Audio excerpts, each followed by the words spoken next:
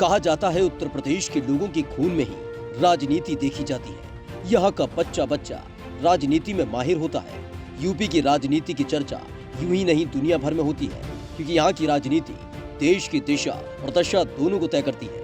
यही वजह है कि उत्तर प्रदेश में होने वाले विधानसभा चुनाव 2022 को लेकर सभी की नजरें इस पर टिकी हुई है। चुनाव से पहले यूपी में बड़े बड़े राजनीतिक दलों के नेताओं के बयानों का दौर तो शुरू हो चुका है। सरकार आई, हमने प्रदेश में दंगा मुक्त प्रदेश किया। 4.5 वर्ष में एक भी दंगा नहीं हुआ।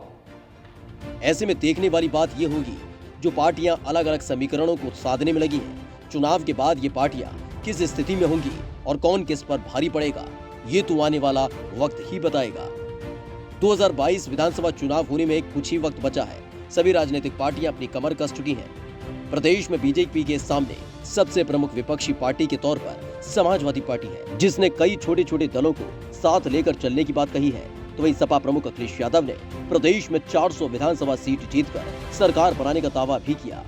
दलित वोटों पर हमेशा से अपना अधिकार जताने वाली बसपा सुप्रीमो मायावती भी इस बार 2007 का सोशल इंजीनियरिंग का फॉर्मूला अपनाकर सत्ता में वापसी की उम्मीद जगाए बैठी है। तो वहीं कांग्रेस ने अपने पाले से प्रियंका गांधी को आगे कर दिया है, जो लगातार प्रदेश में होने वाली हर हलचल पर बारीकी से अपनी नजर बनाए हुई है और योगी सरकार को घेरने का कोई भी मौका अपने हाथ से नहीं जाने देना चाहती। प्रियंका लगातार संगठन में जान फूंकने की कोशिश कर रही है। कांग्रेस महासचिव प्रियंका गांधी ने इस बात को साफ कर दिया है कि वो गठबंधन से लेकर अकेले दम पर भी चुनाव लड़ सकती है। तो वहीं बीजेपी अपने चिर परिचित अंदाज में फिर से हिंदुत्व को प्रमुख मुद्दा बनाकर चुनाव में पूरी तरह से जुटी है। यही वजह है कि अयोध्या का दीपोत्सव हो या फिर काशी नगरी में बनाया जा रहा बाबा विश्वनाथ का विशाल कॉरिडोर, जिसका उद्घाटन करने खुद पीएम मोदी 13 दिसंबर को अपने संसदीय क्षेत्र में पहुंचेंगे, जहां वो काशी के लोगों को चुनाव से पहले पार्टी का सीधा मकसद उन तक पहुंचाने का काम करेंगे। और पीएम मोदी प्रतीकों की इस राजनीति के एक धुरंधर खिलाड़ी माने जाते हैं।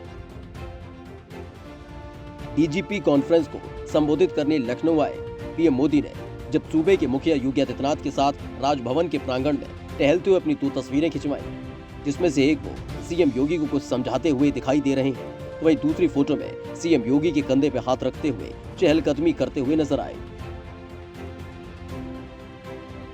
सीएम ने जब इन दोनों ही तस्वीरों को सोशल मीडिया पर शेयर किया, उसके बाद से ही उन दोनों के बीच क्या बातचीत हुई, इसके अलग अलग कयास लगाए जाने लगे। वहीं संसद के शीतकालीन सत्र से पहले 19 नवंबर को प्रधानमंत्री नरेंद्र मोदी ने 3 कृषि कानूनों को वापस लेने की घोषणा कर दी। उसके बाद भी किसान आंदोलन करने को लेकर डटे हुए हैं। जाहिर है कि अब देश के सबसे बड़े राज्य यूपी में होने वाले चुनाव से पहले पीएम किसी भी कीमत पर किसानों को नाराज नहीं रहने देना चाहते हैं। इसके लिए वो कोई न कोई तरकीब जरूर ढूंढ रहे होंगे। खासकर छोटे किसानों के कल्याण के लिए देश के कृषि जगत के हित में, देश के हित में, गांव गरीब के उज्जवल भविष्य के लिए पूरी सत्यनिष्ठा से, किसानों के प्रति पूर्ण समर्पण भाव से, नेक नियत से ये कानून लेकर आई थी। इसी के चलते पीएम ने बीते दिन किसान नेता की छवि रखने वाले पूर्व प्रधानमंत्री एचडी देवेगौड़ा से मुलाकात की और उन्होंने इसकी तस्वीरें भी सोशल मीडिया पर शेयर की। पीएम मोदी तस्वीरों के जरिए हमेशा से कुछ बड़ा संदेश देकर जाते हैं, तो वे विपक्षियों के लिए उनकी दिलों की धड़कनें भी बढ़ाने का काम करते हैं। दरअसल ऐसा हम इसलिए कह रहे हैं क्योंकि इससे पहले जब सीएम योगी के साथ पीएम मोदी की तस्वीरें वायरल हुई, तो उसमें साफ देखा गया कि पीएम का हाथ सीएम के कंधे के ऊपर है, जिसका सीधा सा मतलब है कि सीएम योगी उम्र और ओहदे में पीएम मोदी से काफी छोटे हैं, तो उनका हाथ उनके कांधों पर था।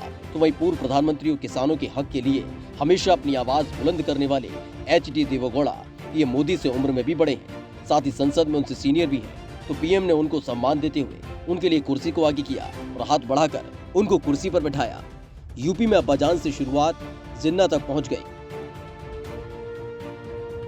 सीएम अखिलेश यादव एक तरफ जिन्ना का गुणगान करते नहीं थकते, तो वह यूपी के मुस्लिम वोटों पर अपनी नजर बनाए हुए ओवैसी उन्हें मुस्लिमों को बहकाने वाला नेता बताते हैं। भाजपा प्रमुख ओम प्रकाश राजभर अखिलेश यादव के साथ मिलकर मंच साझा करते हैं, तो उनके बोल से बोल मिलाते हुए जिन्ना को देश का पहला प्रधानमंत्री बनाने की भी वकालत करते पाए जाते हैं। फिलहाल बयानों का ये दौर 2022 के विधानसभा चुनावों तक लगातार चलते रहना है और इसमें कई विवादित बयान होंगे, तो वहीं सभी पार्टियों की ओर से एक दूसरे पर कई तरह के आरोप भी लगाए जाएंगे। लेकिन इन सब से इतर जनता का मूड क्या होगा, ये आने वाले चुनावों के परिणाम ही बताएंगे। ये खबर लिखी है आपके लिए हमारे सहयोगी अंकुर शर्मा ने। Bureau report, my Bharat.